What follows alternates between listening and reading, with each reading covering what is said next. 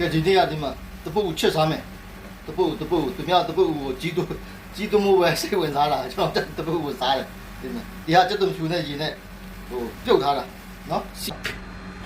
စီလုံးဝမသုံးထားဘူးနော်ဒါတပုတ်ထည့်တော့နော်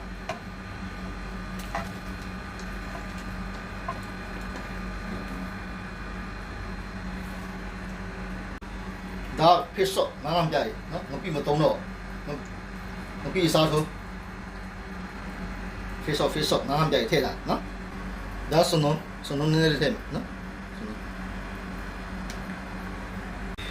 ဒီကငွေကော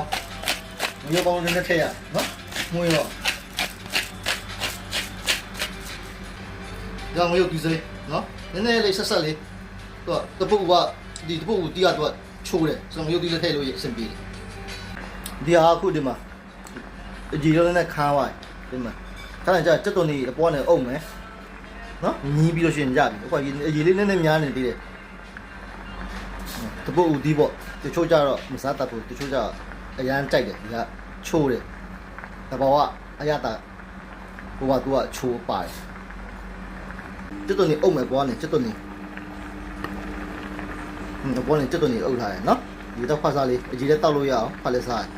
သူက original ရောချိုးတယ်သူကနော်တက်သွားပြီနော်စီလုံးကမထည့်ထားဘူးနော်ဒါတပုတ်ဦးသီးပေါ့ဘာမှလို့ဆိုလို့ရှိရင်တော့ချင်းလို့ဆိုလို့ရှိရင်တော့ရှလူထိုက်လို့ခေါ်တယ်ချင်းလို့ဆိုလို့ရှိရင်တော့နော်ဒါဘာမှလို့ဆိုတပုတ်ဦးသီးပေါ့ဒီမှာဒီတော့ဖတ်စားစီမထည့်ဘူးဟင်းချုံမို့လုံးဝမပါဘူးလုံးဝ natural ပဲချက်တာနော်